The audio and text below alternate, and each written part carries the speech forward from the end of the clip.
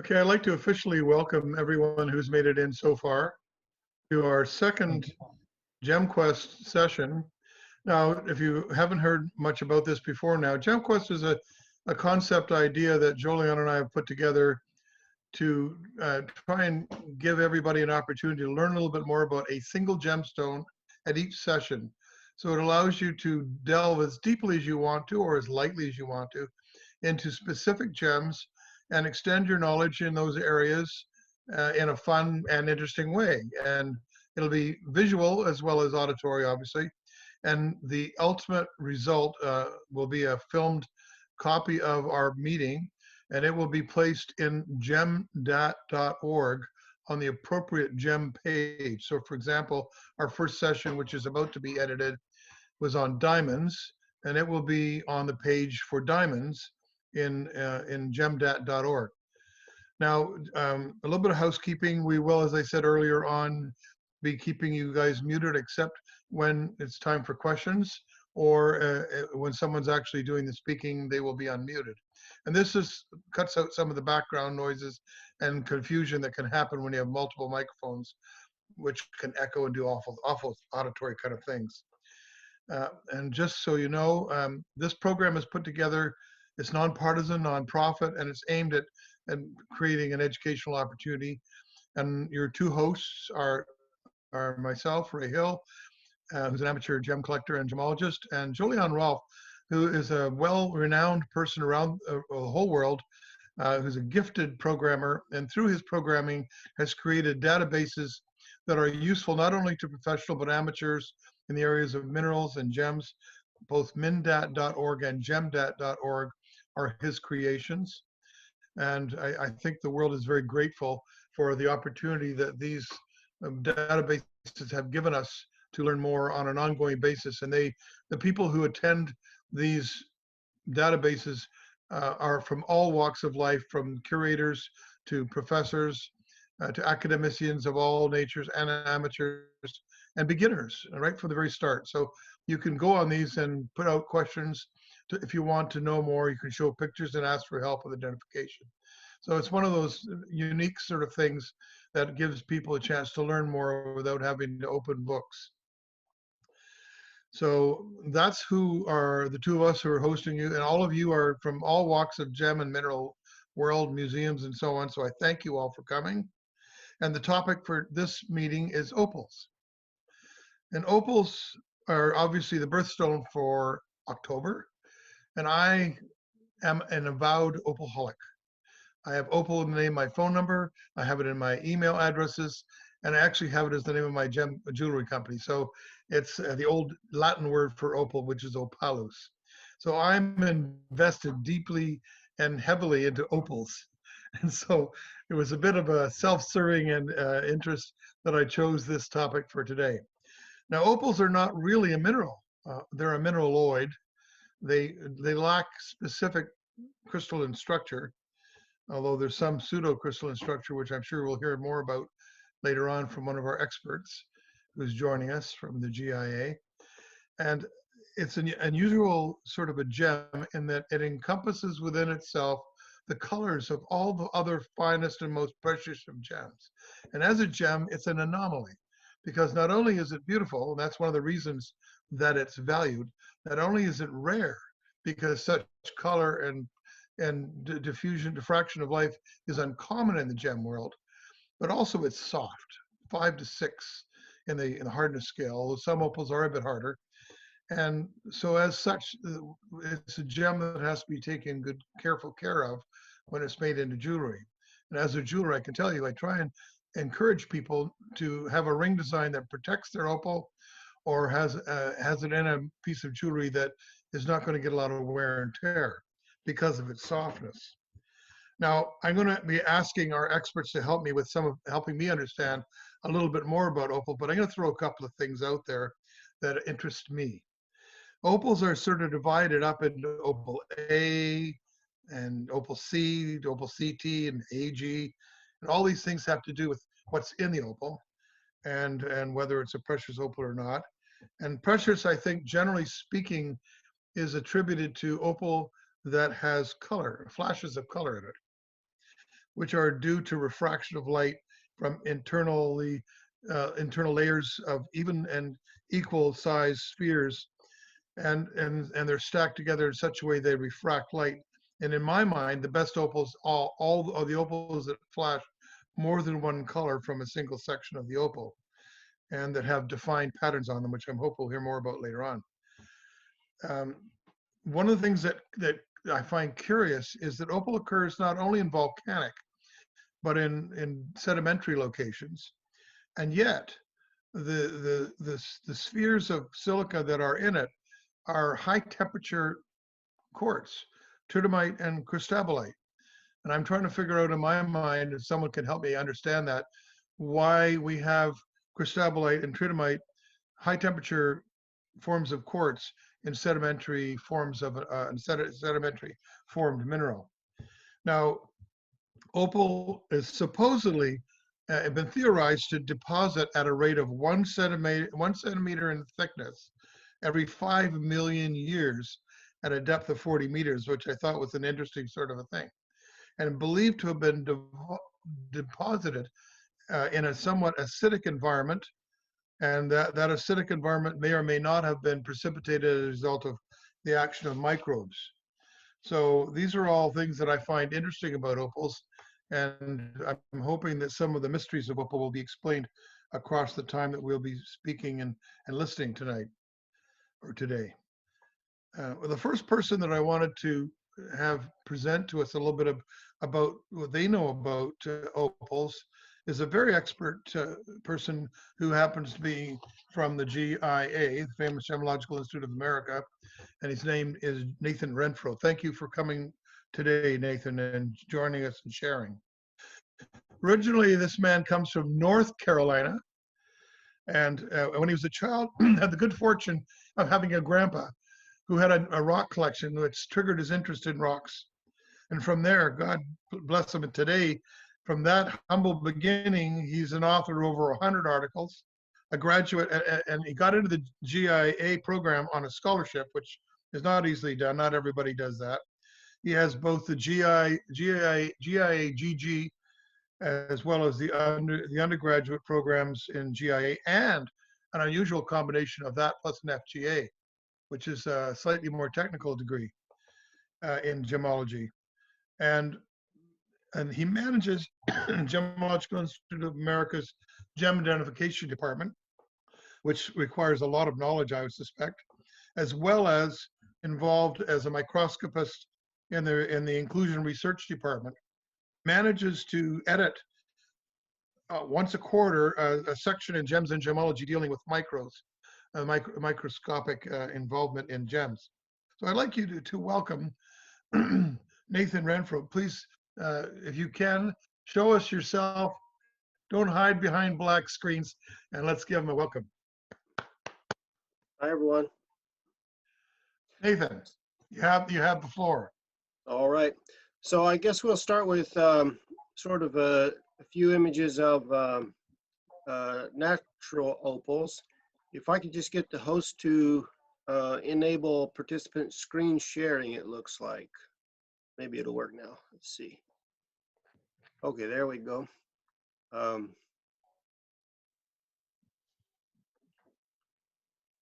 We'll start with, does everybody see my PowerPoint here? Yep. Okay, so we'll just go through some examples of the different types of natural opals. So my area of expertise is largely in the microscope. So these are photomicrographs of different types of opal as seen in the microscope. This is Australian opal. This one is unique because it has a fracture running through it where manganese oxide plume of mineral pyrolusite has been deposited and has sort of diffused throughout the opal while it was still in sort of a gel-like state before it solidified and cooled down.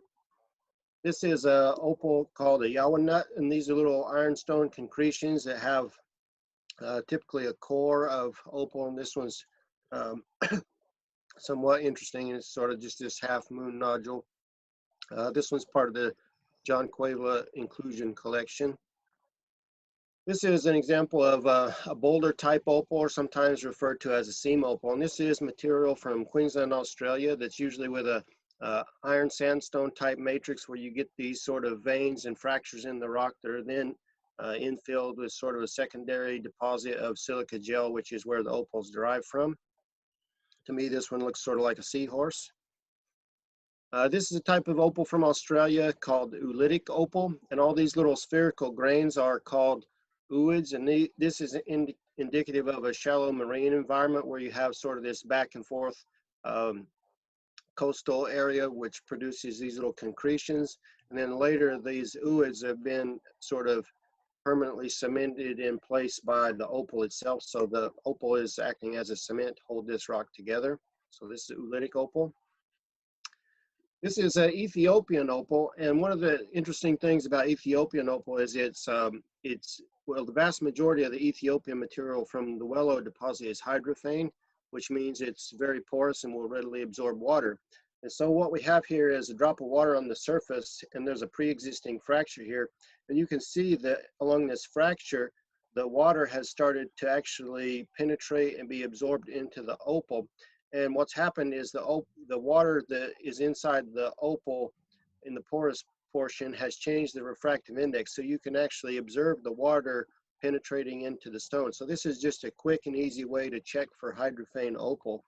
And what you see here after I wipe the water off is you see this sort of halo where the water droplet was. And that's again where we've modified the refractive index of the opal. And so we can visually confirm that this is hydrophane material.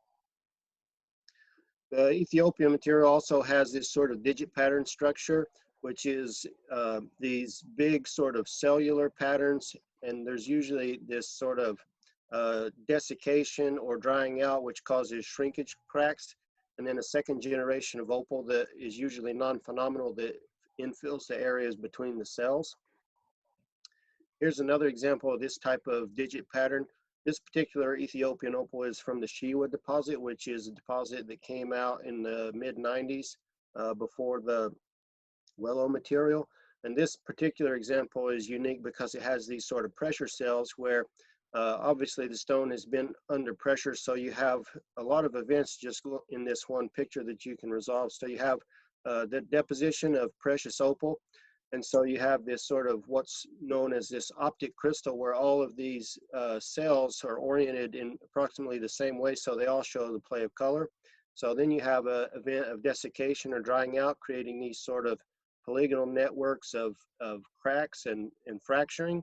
And then you had an event where the cells were under pressure and they leaked their contents out in the surrounding area where the void spaces. And then you have another event where you have deposition of non-phenomenal opal in between the cracks. So in the microscope, this particular stone has quite a complex story, and this opal is also part of the John Cuevla inclusion collection. The Wellow material is somewhat unique in that it often has a lot of these little metal sulfide grains in there, distributed throughout the stones. If you look carefully, almost looks like somebody sprinkled pepper throughout. And this is a pretty high magnification image of one of these little pseudo-octahedral crystals of what's probably pyrite or possibly bravolite, which iron or iron nickel sulfide. This is opal from Honduras, and it's a ignimbrite. So it's a volcanic glass, which is kind of like pumice, where you have the vesicles are open, which means that, so in pumice, because the cells themselves are closed, it'll float on water, but this is more of a crushed texture so that you have a secondary deposit of opal that gets deposited throughout all the pore spaces and fills in all these little vesicles. And so you have opal deposited within these little glassy voids and spheres. And so all these little black areas, these linear structures and circles, these are a natural glass. And then this second generation of opal that's been deposited. And this is unique to Honduran opal. This is opal I got to examine not too long ago. I think it's probably the first example of a preserved insect in opal. This one's from Java, Indonesia. There was a second one that was documented not that long long ago also, but this is just seems to be just the exoskeleton of some sort of insect. This is Mexican opal. So from the Jalisco area, you have a lot of interesting things in Mexican opal, like these amphibole rods and little chalcedony spheres. You can have barite inclusions like these little blocky sort of rhombohedral crystals, and you can have these little quartz crystals and a lot of interesting things in these matrix opals. Sometimes these are sold as Cantera opals, where you have some of the rhyolitic host rock with a pocket of opal, and they cut the stone into cabochon, preserving both the pocket of opal and the matrix surrounding it. This is opal from Mexico also, but it's colored purple naturally by fluorite inclusions. This is also Mexican opal. This is called leopard opal, where you have this vesicular basalt. So the basalt's the black rock, and then all the pore spaces or vesicles have been infilled with precious opal, like you see here. This is praise opal, which is colored by nickel. This particular one's from Tanzania, and it happens to resemble sort of an aerial view of a coastline with this sort of brecciated host rock here. This is opal that's colored blue by copper from Peru. You have manganese oxide plumes throughout this. We have opal from Oregon. This particular one shows a sort of an intricate Chinese writing pattern, or this sort of trellis-like structure in the play of color. This one also is from Oregon, and it has a plume or this sort of free-floating little dendritic inclusion of hematite. This is what opal from Louisiana looks like. It's a sandstone rock where the opal is actually cementing the sand grains together. So that's why you have all the play of color confined to the spaces in between these rounded sand grains. This is opal from Virgin Valley, Nevada. And what's unique about that particular deposit is there's also a lot of fossils that are preserved, typically plant fossils and tree limbs and limb casts and things like that. This particular one preserved the cellular structure of the tree, so when you cut perpendicular to the grain, you see the individual cells. Here's what it looks like a little bit zoomed out. So you see the tree rings are these broad diagonal lines, and then the individual cell structures are preserved as these little fine green dots. Here's another opal from Virgin Valley, where you have actual branches and little twig-like sticks and things that are preserved in the opal. And this is a unique opal also from Virgin Valley called Conch Opal. And that's where you have wood that had been partially rotten by a fungus, and it started to decay, and which developed these sort of open pore spaces. And then those open pore spaces then got filled in during the opalization process. So this is a really rare example, and probably the best example I know of that exists of Conch Opal. This is also part of the John Quavela inclusion collection. So that's what I've got for natural opal. If we want to, Ray, do you want to have some discussion on natural opals before we go on to treated opal, or do you want to carry on through to treated and synthetics? Ray, can you unmute yourself? I'd very much like us to talk a little bit about the different kinds of natural opal, if that's okay with you. Sure, no problem. Because there's a... I'll just stop sharing until we're ready to move on. Okay, can you put up the image of the bottle now, please, Jolien?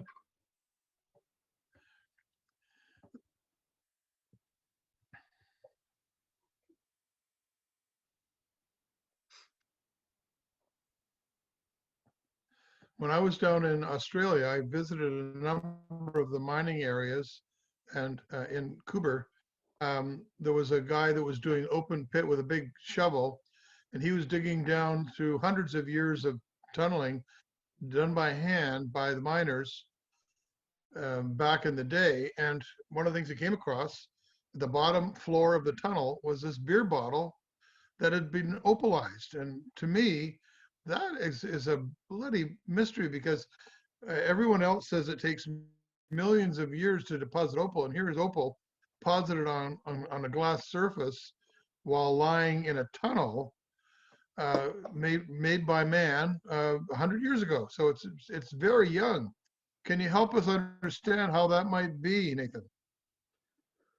Well, I think my first thing I would say is that clearly it doesn't take quite so long to create opal. You know, I actually grew some opal on my desk in about 2 weeks, so I don't see why you couldn't, under the right conditions, grow opal much quicker than you know, hundreds of years. But I would also imagine that this is just a very super thin crust of opal, and so it's probably not quite so thick. You know, if you want to get thick opal, that's going to, of course, take more time. Obviously. So we have, I mean, getting back, if I can, to the question of how do we have, we can get rid of that now. How do we have cristobalite and tridymite as components in all different kinds of opal, not just volcanic origin? And how do we have high temperature? Why do we have high temperature quartz in sedimentary, low temperature origins for opal? Well, you know, without knowing, you know, a ton about all the very specific conditions for all the opal formation, you know, a lot of it's volcanically derived. So it, you know, it probably depends on the very local environment, where there could be some really high temperatures from volcanic activity that contribute to forming the cristobalite and tridymite. But you know, for the specific conditions on a specific deposit, you'd probably have to carefully look at the geology for each one to really understand that. Well, most of the Australian deposits are beneath or above a clay layer, a kaolin layer. And I know kaolin is a byproduct of the deterioration of feldspars. So would that be the reason why they'd have the high temperature quartzes in there, do you think? You know, hard to say. The short answer is I don't know. Okay. But you know, there could be some localized, you know, geothermal activity or something that contributes. But yeah, the short answer, I'm not exactly sure. I'd have to do Oh, no, some research to look up that. I didn't mean to put you on the spot. What about No worries. differentiating between opal A, C, CT, AG, and so on? Mm-hmm. What was the question there? How do we differentiate between opal A, Oh, C, CT, and AG? so Like, the quickest way in the laboratory would be with Raman spectroscopy. So you would basically, you know, shoot a laser using a Raman instrument at the stone, at your sample, and collect the light that's returned from the laser to a detector, and you would match that Raman spectrum with a known database. And so you would actually be able to detect cristobalite or tridymite, or you would see a signature for amorphous material in the case of opal A, and that's how you would most easily identify the type of opal that you're dealing with, is with a Raman spectrometer. all right. Anybody in the audience have any specific questions about the different types of opal? Because we have so many different locations around the world that represent so many different varieties of opal for us to have. And just unmute yourself and ask the question if you have it.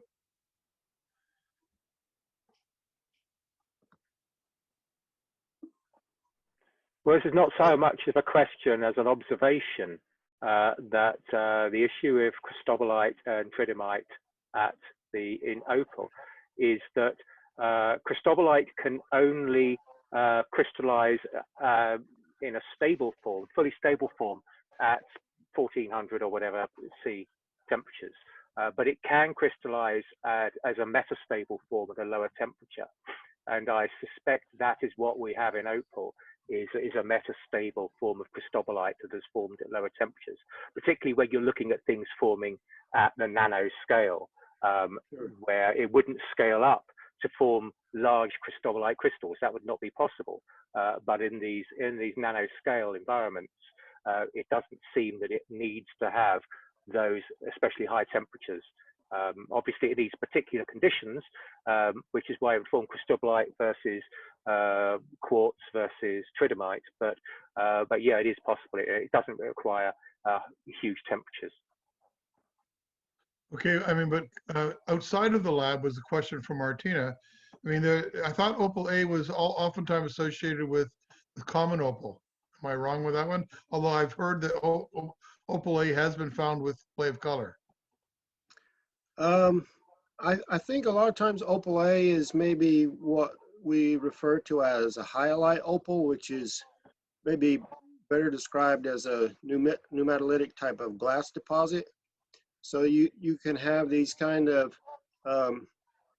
volcanic areas where you have these pore spaces, like I think the strongly fluorescing opal, hyalite material from Mexico, that you form these sort of botryoidal structures, and that's clearly not sedimentary because you don't have this sort of horizontal deposition. So it tends to stick to whatever material is in the cavity. If you've got a crystal kind of jutting out, you'll get this sort of nodule of botryoidal hyalite on top of it. And when you look at that's probably better described as a glass, in my opinion. But it's finely layered, and in some of that material, I've seen where if you cut it and you look through it in a certain way, you see more. You don't really see a true play of color, but you see sort of a diffraction effect. What about AG? The opal aggregate material, that I think that's maybe more the common type of opal, the non-phenomenal material, if I'm not mistaken. So. Yeah. Although it wasn't really stated, I mean, the difference between precious opal and common opal has a lot to do with the distribution of the spheres and their size. And I think there's been shown that the larger the spheres, the more the tendency towards red, which is the more valued color. And oftentimes when you have a predominance of red in an opal, you actually get a broader spectrum of colors as you turn the opal around and get different incident angles of light going through. Whereas common opal, also made up of spheres, but they're all different sizes. So they don't actually act as lenses and prisms for refracting light. And so because they're disorganized. And although opal is not crystallized as such, it is somewhat of disorganized when it's common opal. And common opal makes up about 99% of the opal in the world, whereas that 1% that's got good fire and color flash in it is uncommon, and that requires the specialized conditions that allow it to have somewhat organized stacks of similarly sized, if not exactly the same size spheres, and they act as lenses and prisms to refract the light in the same refractive level across the whole patch. And of course, the valuation of opals has a lot to do with the shape, size, and distribution of the patches of color. And the most high in demand value of an opal pattern is called Harlequin, which is geometric and looks something like the outfits that the court jesters wore in the Renaissance period. And they were all a patchwork quilt of colors on their outfits and made to look like silly people. And an opal, it's not a silly thing. It's a highly valued and sought after thing in an opal to find a Harlequin pattern. And I had the great privilege of actually making a ring out of a beautiful Harlequin black opal a number of years ago. So I'm hoping we're going to see some good images of different kinds of opals later on from various people, but I'd like to ask you, Nathan, if you wanted to move on to what happens with all good things in the gem world. If it's good enough and valuable enough, people will try and imitate it or synthesize it. Can you share a little bit about that? All right, let me just turn on screen sharing here. We'll just move on to treated and synthetics and imitations here. So we'll start with treated opal. So in the gem world, the vast majority of gems are pristine and untreated. And then of course, whatever is left out of the production may be saleable with treatments. So here's an example of an Ethiopian opal. One of the things that has probably kept the value of Ethiopian opal pretty low is that it's prone to crazing. And if you have crazing, that's sort of these sometimes superficial cracks and sometimes very much not superficial, where they're actually quite deep. And those cracks show up as these high relief fractures because you have air trapped in the fracture, which is a much higher refractive index than the host opal, so they stand out in high relief. So the way to mask those fractures is by adding something into the fracture which has a more similar refractive index to the host material. So in the case of opal, that's sometimes done with oil. And what you have here, you can see the fractures where they reach the surface, and there's these trapped gas bubbles here where you have incomplete filling. And so the clarity on this particular opal has improved significantly by oiling the stone, just like you would oil an emerald to improve the clarity. And if you look at the stone on the surface, and you even just some very gentle heat with like a hot tip pointer probe, you don't want to get it too close to the surface because you might damage the stone. But if you just gently warm it up, you'll see the oil start to bead up and sweat out on the surface. So you can confirm that there's a treatment there. This is another thing that has been going on with the Ethiopian opal. Because it's porous, you can actually dye the material or treat the color. And so there's a lot of opal that's from Ethiopian, from the Wello deposit, that's been treated black with a smoke treatment. And so they'll wrap the stones up in some paper that'll carbonize, and wrap that in aluminum foil, put it on the stove, and kind of bake it for a little bit. And then when it carbonizes, you get the carbon deposits that actually go into the pore spaces in the opal, and you're left with sort of a superficial black color. And this is what it looks like in the microscope. You have this sort of uneven distribution of color where you have the fractures and surface defects that are more strongly saturated in color than the surrounding area. Here, when this Ethiopian opal first came out, I did some dye tests because it was porous. It was sort of a novelty at that time that, hey, if you have this opal that's porous, you can put dye in it. And it wasn't long until it seemed kind of like a goofy idea at first, until we started seeing a lot of dyed opal come through the lab being sold and represented as natural purple Mexican opal, which it wasn't. It turned out to be natural dyed purple Ethiopian opal. So a lot of people lost a lot of money in that operation, I think, by peddling purple opal as natural, when it was really just dyed with something as simple as probably Sharpie markers or something. So this was one of the original test stones that I'd done, and you can see the dye most quickly penetrates into areas of high defects, so scratches and surface imperfections get decorated more quickly. Here's what it looks like up close. So you can see all these little minute scratches that are decorated in the blue color. And then the other interesting thing is that if you leave this in a solvent long enough, you can't really extract the dye out, but what you can do is over enough time, you'll allow the dye to distribute evenly and eliminate all of the dye concentrations. So you do have to be careful that you could actually eliminate the evidence of dye if you leave it in a solvent like acetone for long enough. But of course, it's not a natural color.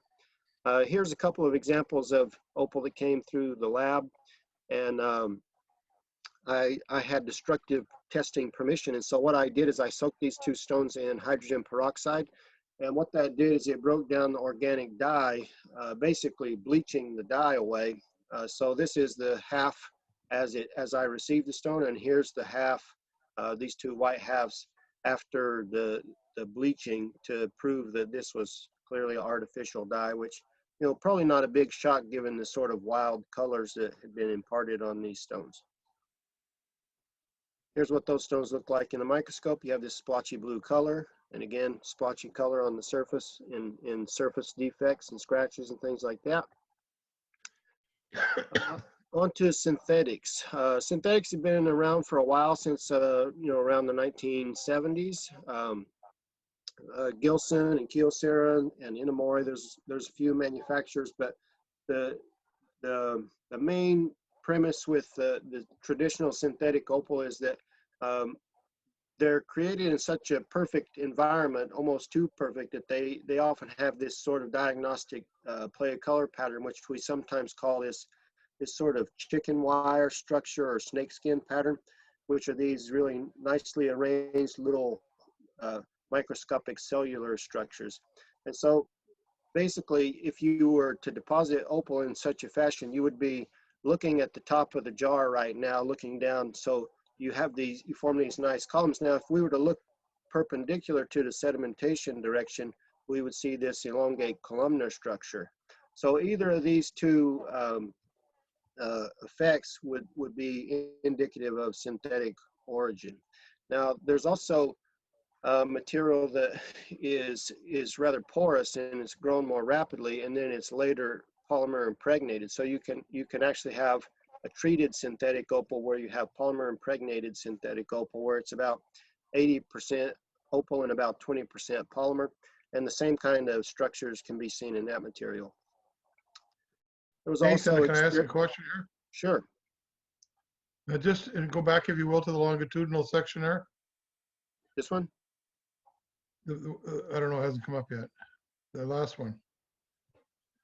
Isn't there a similar columnar structure on a sideways cut? No, not that one. The next one. In the Ethiopian opal, because of it sort of forms a polygonal deposition pattern. So yes, so the Ethiopian material has this what's called been termed a digit pattern, and so you do get this sort of if you look perpendicular to the deposition direction, you do have this sort of elongate pattern. However, it is generally much more coarsely textured, and you do have some less than phenomenal areas in the in-between sections. In the microscope, it really does look quite different. And then the other thing to consider is you would probably see some of those little minute inclusions, like those little metal oxide inclusions, and you should have some other clues that would indicate that it's not one of these synthetic products. The other big clue is that, you know, most of that Ethiopian material is going to be hydrophane. So if you confirm that it's hydrophane, then you know it's not going to be one of these synthetics. They are very much not hydrophane. So it's a pretty easy separation, in particular in the microscope. This is a experimental Russian product. The play of color pattern is interesting. It's kind of this pinfire pattern. And so it's not quite as distinct or diagnostic for synthetic as the Gilson material that we saw in the previous slide, but it tended to have these sort of irregular, unnatural looking black circular patches, which was kind of interesting. This is not widely available on the market because it was really more of an experimental material, but it's good to know that it exists. But the play of color is quite nice and vibrant. Okay, so let's go over imitation opals. Imitation opals are somewhat, you know, similar to natural materials. Sometimes they're produced in the same way. The dividing line between naturals and imitations is sometimes just the gemological properties. So even if you have imitation material that's formed by the deposition of silica spheres, or sometimes it's plastic spheres, so that the play of color pattern is similar, the gemological properties are so different from the natural counterpart that we would term it an imitation. So let's go through a couple of those. This is an opal-like material because of the sort of pseudo play of color pattern. This material was sold as opalis, and it's a plastic imitation. And in the plastic resin, you have all these gas bubbles. But what's causing this sort of play of color-like effect is a really thin metallic foil embedded in the plastic resin. And so in the microscope, it's pretty clear to separate. You have this sort of foil that you see, and you have all these gas bubbles. So it's clearly not a natural material in the microscope. Much in the same way with the metallic foils, there was a material that most people who have handled opal are probably familiar with, which is Slocum stone glass. So in the opalis material, the host material was plastic resin, where in the Slocum stone glass, it's actually a silicate glass. So a little more durable, but you can get some gas bubbles in there occasionally, but it's clear that the play of color effect that you see is from thin film interference from extremely thin metallic foil. This particular one is interesting because it's, you can see how the flow of the glass, which is sort of spread out in all directions, has actually brecciated and sheared these metallic foils into these sort of angular fragments, which is kind of fun. This was an imitation opal product that was available in 2 colors. It was marketed as Peru blue for this copper blue color, and this was a non-phenomenal material. The other product was marketed as Mexifire, and it was an orange product that was intended to imitate Mexican fire opal. And so kind of an interesting material, but it had this sort of granular kind of pattern, which is not something you'd really expect in a natural opal. There are occasionally these little pinpoint type inclusions, but really haven't seen much of this material in a number of years. I would say it probably didn't take off very well. Now this is a more recent imitation opal material. This is some material I found in Japan back in, I think, 2017 or 18. And it's being manufactured by a couple of companies, one being Kyocera and the other being Fuji Chemical. It's being marketed as by Fuji Chemical as well. There's a couple of patterns. There's this plastic hybrid opal product, I think is what the generic term for it is, and it's composed out of about 20% silica spheres and about 80% plastic resin. So the refractive index and the specific gravity, those properties are not consistent with a natural material. So it has a really great play of color pattern, and it doesn't have this sort of snakeskin effect or anything like that. And the other unique thing about it is because there's so much plastic, it can be manufactured in a lot of different ways. So it can be used to make eyeglass frames. It's sort of flexible, like you'd expect the plastic to be. So I think it's got a lot of interesting industrial applications, and it can be produced in really large sizes, but still have this pretty spectacular play of color effect. So it can be found in a lot of colors. This is the same material, but with sort of a blue and green play of color.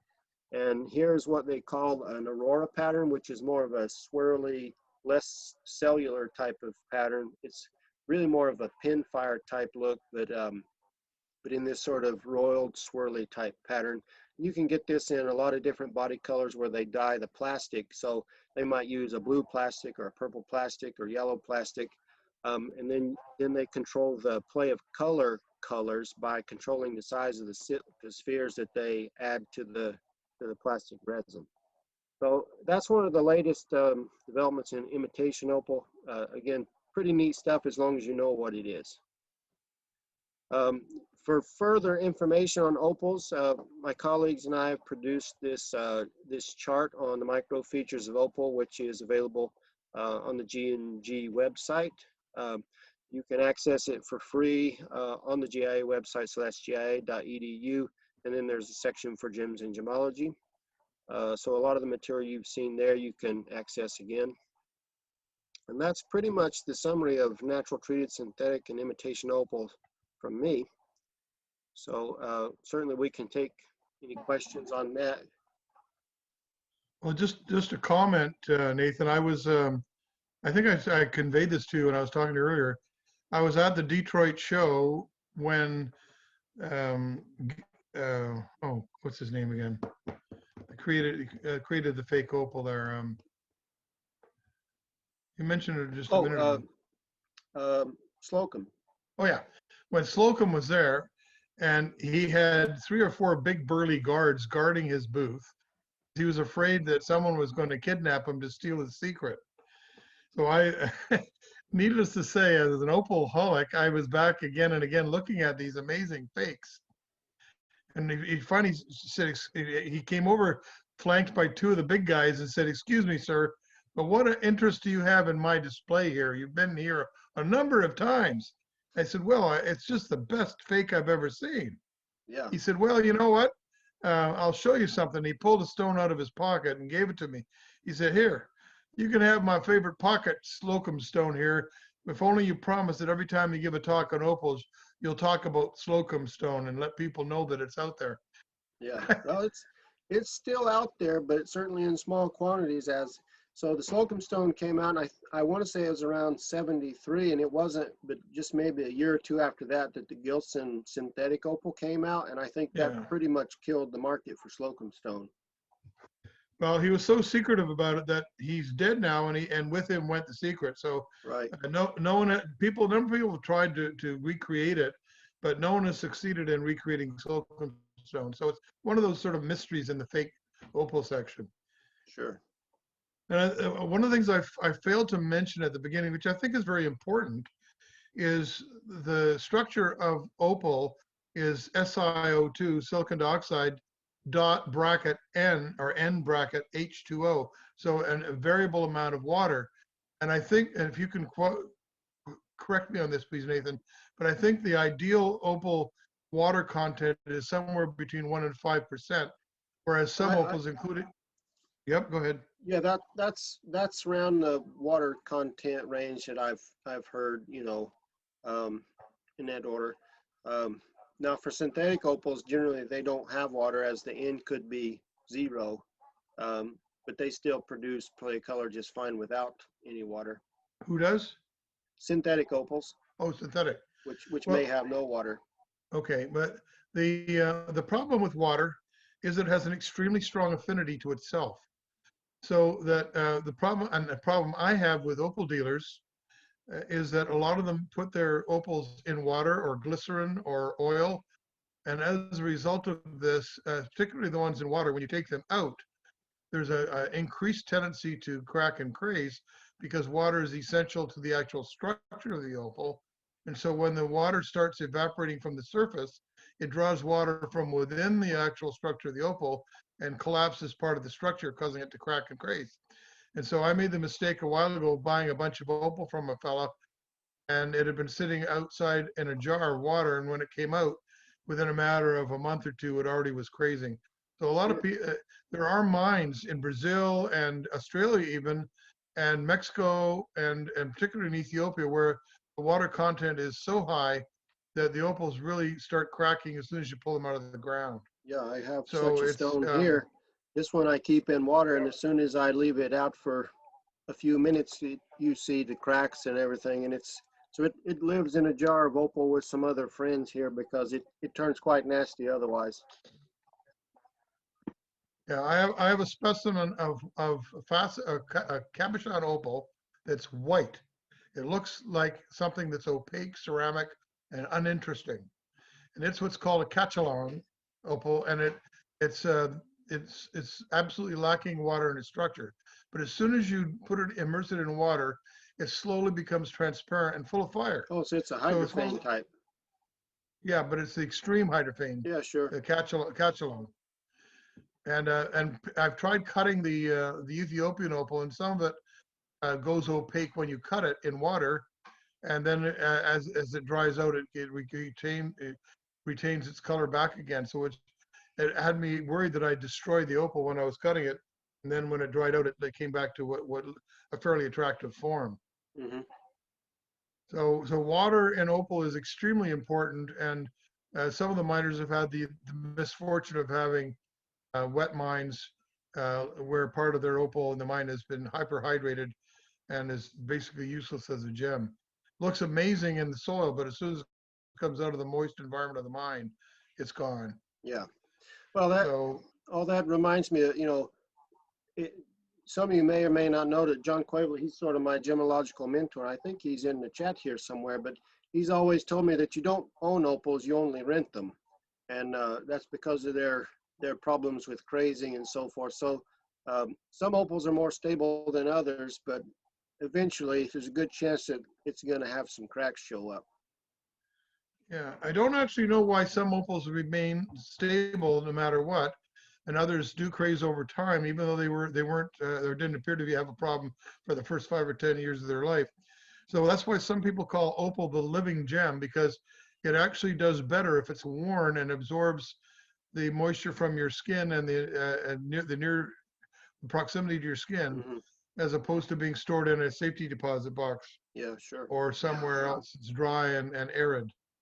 So it's actually a living stone in many ways because of the integral role played by water in its structure. Have we had, has Julian joined us, do you know, Julian? Has who joined us? Julian Stavrios from Australia, has he joined us? I can't see him. So no, I don't think so. I'd like to welcome Anne. Anne Fraser is a former editor of the Lapidary Journal and a lady of many articles and knowledge, although she's very modest about it. And I specifically asked her to come because she was one of the authors in the Opal book that was put together by, oh dear me, Gloria, a number of years ago, about 8 or 9 years ago. It was a very good overall look at opals. So thank you for joining us, Anne, appreciate it. But I'm sort of disappointed because Julian was an opal dealer from Australia who was going to join us and talk a little bit about mining Well, of opals. In the meantime, I'll just give a quick update. I've been doing a little bit of reading on this whole issue of the formation of Cristobalite in opal.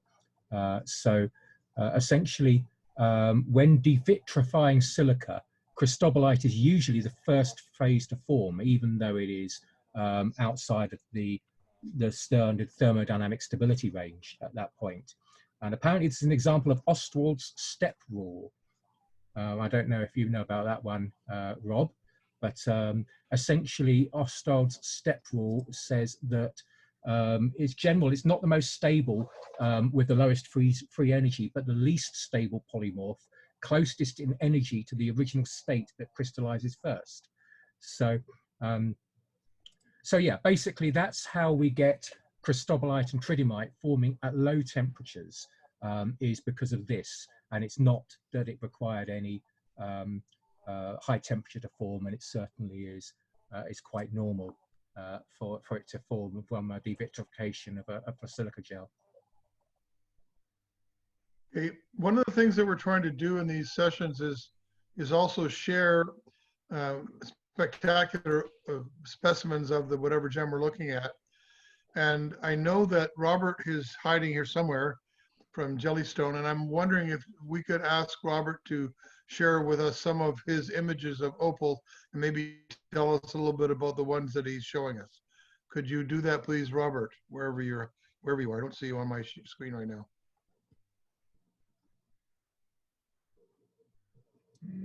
Seems to have dropped out. Oh dear. Oh, we seem to be losing people. We do have some photos that Catherine from the Royal Ontario Museum sent through. Yeah, should we pull those up? Very fortunate to have images from a couple of museums. And our own Royal Ontario Museum in Canada has some spectacular material, and I'm hoping that we'll be able to see that now. Catherine Dunnell, who would normally be the person telling us about it, was out of town and unable to attend, so she shared with us these images. Shall I put them up then? Please do. Let me do that. Bear with me a moment as I just open up the thing and let me share it. And here we go. Okay. Right, can you see that one? I'm not sure what I'm looking at. I know it's an opal, but all I know is it is an opal, and I will just go through the different photos. And unfortunately, I do not have the comments on there. Let me just quickly have a look whilst got this one It up. says open with preview, whatever that means. Can you actually see the image at all? Yep. You can. Okay, good. Okay, so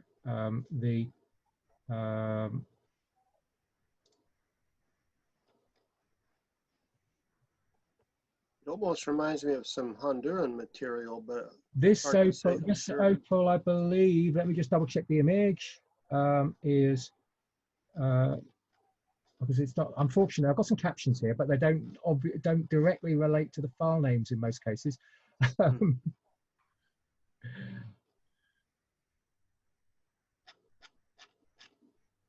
Yes. Okay. So I believe this here is black opal from Hungary, from Veres Vargas, Hungary. I probably mispronounced that, but that might be stretching the definition of black opal a little bit, but maybe. But it looks like crystal opal to me. Yeah, it's possible I've got the wrong way around, but let's have a look. Okay, so let's go to the next photo. Whoops. Sorry about that. Let's go back to that. So this is this winged female bust is a personification of the dream, which was is a Queensland opal and carved in 1915, 9 centimeters by 6.5 by 3.5. Yeah, being Queensland opal, that would mean that that's a boulder opal on an ironstone matrix. Yes. So obviously you have the ironstone there within, as well as the opal. And the next one, I think there's 2 photos of boulder opal. Oh no, first of all, black opal ring. So this is a 10-carat opal set in with diamonds, set in platinum, made for Burke's circa 1970.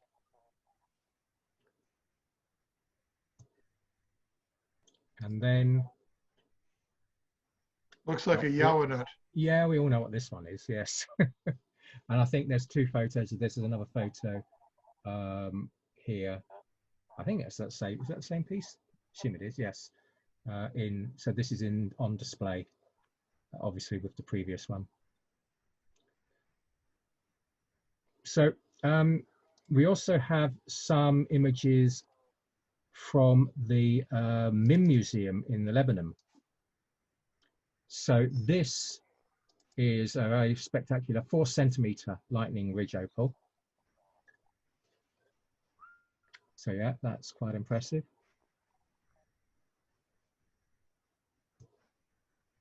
A 6.8-centimeter Cooper-Pedy opal. Cooper-Pedy is well known for its white opals. Yeah. White and crystal. And this is another lightning ridge, 7.5 centimeter. Yeah. So these are all part of the collection of the MIM Museum in the Lebanon. MIM has a reputation for getting the best of the best in the world in whatever it is they have in their collection. Oh yeah, it is an extraordinary museum. They do actually have several other opals in their catalogue, but these are the only 3 that they have photos available of at the moment online. So I'm assuming that these are their 3 best ones, but certainly they're pretty impressive. Well, first of all, I'd like to thank you, Nathan, for giving us your time and your expertise. I thought it was quite interesting to see the microscopic world of opals, being a microscopist and a micromineral collector myself, and a gem lover and an opal lover. So I'm assuming a number of the people that are with us today are people who enjoy and love opals. So we're trying to do this on a once-a-month basis. So I wanted to let you know that the next planned program for this, and I'd like you to share this with other people if you enjoyed what you had today. It'll be on January 24th, which is another Sunday, so we won't interfere with your working day. And the subject will be all the forms of gem garnets. So being the birthstone for January, I thought it might be appropriate for us to look at garnets. And there's a very wide variety amongst garnets. And the problem I found that a lot of people who are not schooled in gemology think that garnets are all red. And yet there's so many different colors of garnet, from colorless right through to green and so on, purple, and some of the ones from Africa are showing themselves to be a wide variety of interesting pastels as well. So I think it could be a very interesting program. I already is one person that's volunteered to be our expert panelist, and I'm hoping we'll learn something that we otherwise don't know about garnets on the 24th. So please, if you're able to put it down on your calendar, would you mark down January 24th as our next program? And I will be getting in touch with as many of you as I can to let you know of our program time and date. It'll probably be at the same time, which is noon Pacific and 3 Eastern and 8 p.m. London time. So thanks also to Jolian, who acted as our technical manager here, as well as offering his expertise in different areas. And all of you who've come, thanks for your time. I hope you've enjoyed what we saw today, and I'm hoping you'll join us again next time we have our GemQuest number 3 on garnets. Best regards. Hope you've had a good Christmas and a great new year to come. Thank you, Ray. Yeah. Oh, and Ray, I just saw a photo today of some blue garnet. Yeah. Which is quite fascinating. Okay, so thank you again, everyone, and see you next time.